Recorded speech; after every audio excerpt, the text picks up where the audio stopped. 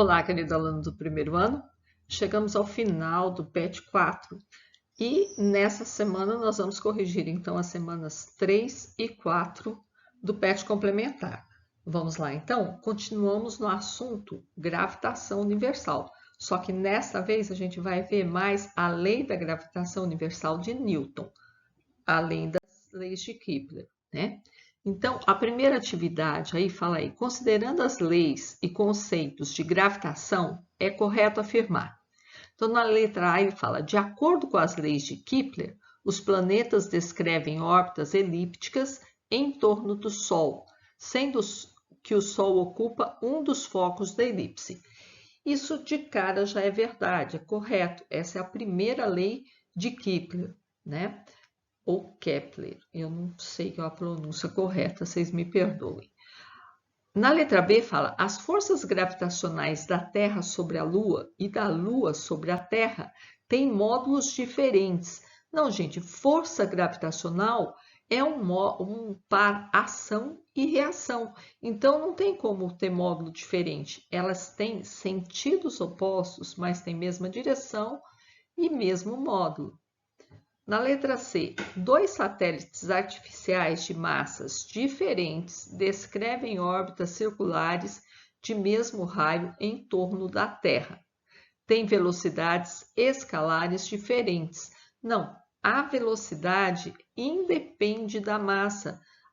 Para calcular a velocidade, a gente não depende de massa. Então, eles podem ter massa diferentes e ter velocidades iguais.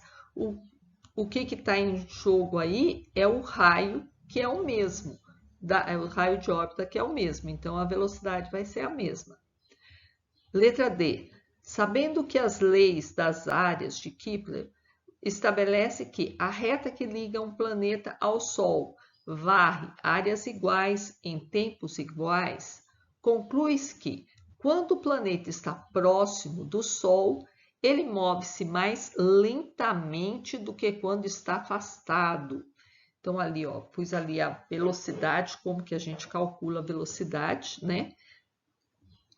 E vamos mais lentamente, não, gente. Aqui, ó. Vamos analisar aqui a segunda lei de Kepler. Ele fala que áreas iguais em tempos iguais. Então, o que acontece aqui, gente? Se ele estiver aqui mais próximo do Sol, ele vai percorrer uma distância maior no mesmo intervalo de tempo que quando ele está longe do Sol, ele percorre uma distância menor. Então, não é mais lentamente, sim mais rapidamente. E depois, na letra E, a intensidade da força da gravidade na superfície de um planeta de massa m e raio r é dada por gm sobre r ao quadrado. Bom, isso também está errado, porque a força ela depende dos dois, a interação entre dois corpos. Então, depende das duas massas, da massa do planeta e da massa do outro corpo ou do outro planeta. Então, está faltando uma massa aqui. Olha aqui, ó, a força vai depender das duas massas. Então, a alternativa correta aí é a letra A. Na 2, ele fala, marque a opção que descreve o valor da velocidade horizontal que um satélite de comunicação deve ser lançado para entrar em órbita a partir da superfície da Terra. Me parece que lá no PET, eu copiei o PET do jeitinho que recebi o PET do ano passado, eu não observei o erro, tá lá que a velocidade é 7,9 km por segundo, mas não é não, tá? Então, vamos entender primeiro o que é um satélite de comunicação. O satélite de comunicação é um satélite que a gente chama de satélite estacionário. Ele, a mesma velocidade que a Terra está girando aqui, ó, ele gira com a mesma velocidade angular, né? Então, ele parece que se você olha da Terra, parece que ele está sempre parado em relação àquele ponto que você está olhando ele da Terra. mas ele não está parado, porque a Terra está em movimento e ele está em movimento junto com ela, né? Então, satélite de comunicação são chamados de satélite estacionário, pois eles devem ter a mesma velocidade da Terra. Então, para que eles possam receber o sinal e refletir o sinal sempre de um mesmo ponto, senão a antena da Terra ia ter que ficar caçando o satélite. E isso não tem jeito, né? Iria ficar muito difícil isso se ele não fosse o que a gente chama de satélite estacionário. Então, é como se ele tivesse uma velocidade zero. Só que para ele sair da órbita da Terra, para ele sair aqui da atmosfera terrestre, para ele não ser puxado de volta pela força da gravidade, a gente tem que ver aquela parte de energia, conservação de energia.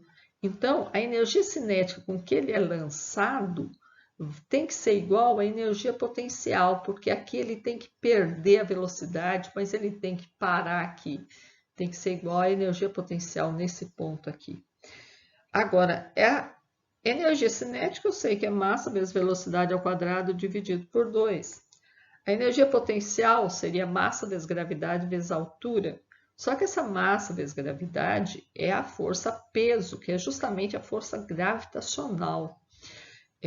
E a gente, então, pode escrever aí no lugar dessa força, a força gravitacional. E essa altura aí vai corresponder ao R, a mesma distância que eu tenho aqui na força gravitacional.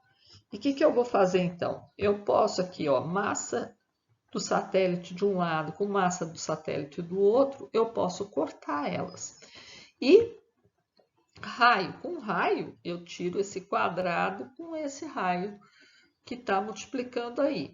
E aí, então, vou ter que a velocidade, esse 2 passa multiplicando, 2gm sobre r, e como é o quadrado, eu vou tirar a raiz quadrada aí. Então, essa é a velocidade que muitas vezes, em muitos livros, é dada como a velocidade de escape, a velocidade orbital. Agora, só que ele pediu para calcular, mas ele não te deu dado nenhum. Então, você teria que pesquisar. Primeira constante gravitacional, que você não é obrigado a saber, geralmente é convencionado da, que é 6,67 vezes 10 elevado a menos 11 newton vezes metro quadrado por quilograma quadrado. A massa da Terra também teria que pesquisar. É 5,98, que eu já arredondei para 6 aí para evitar fadiga, vezes 10 elevado a 24. E o raio da Terra é 6.371 quilômetros. Isso na linha do Equador ali. E eu tenho que passar isso aqui para metro, porque vamos e venhamos, senão não vai ficar uma conta justa, né? Eu tenho a gravitação, a constante gravitacional em metro, tudo unidade de sistema internacional, vamos usar só sistema internacional. Substituindo os dados aí, fazendo essas continhas, eu vou fazer 6 vezes 6,67 vezes 6 dividido 6,371. Eu vou achar 12,563 milésimos. Então, aqui, menos 11 mais 24, eu tenho, dá 13. 13 menos 6 dá 7. Tirar a raiz de 10 a 7 é meio complicado. Então, você deixa 10 a sexta e passa aqui. Você tira a raiz de 125,63 vezes 10 a sexta.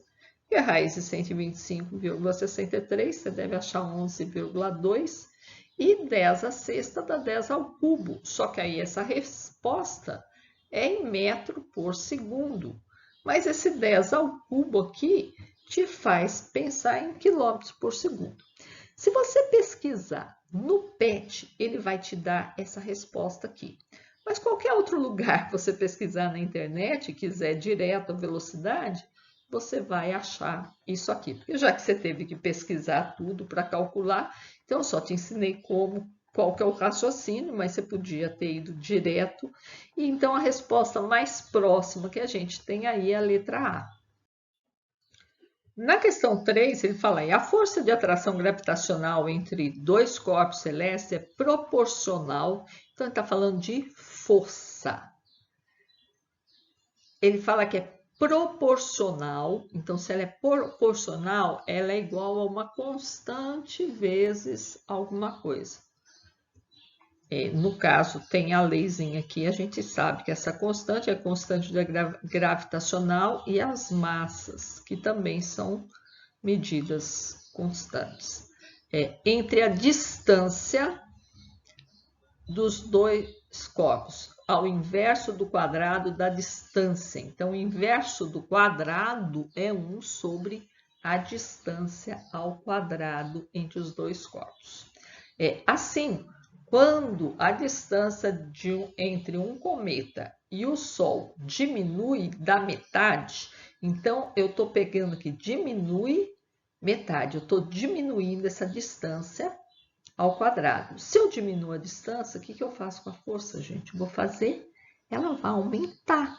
Só que o tanto que eu dividi aqui, ó, se é metade, então eu dividi por 2. Só que se eu dividir por 2, a força vai ficar multiplicada, porque está no denominador, então é inversamente proporcional, que eu faço com uma, eu faço o inverso com a outra.